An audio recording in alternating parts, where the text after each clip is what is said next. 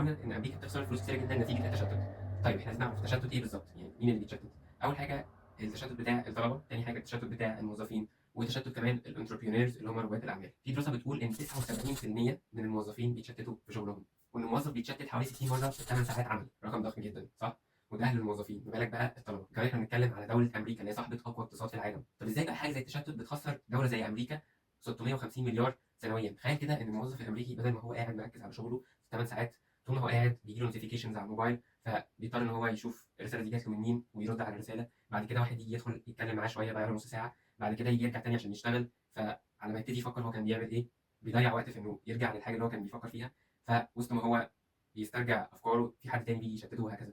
الحاجات دي كلها بتاثر على البروجرس بتاع الشخص، وبما ان البروجرس الشخصي او الفردي قل، فالبروجرس بتاع المؤسسه هو كمان هيقل.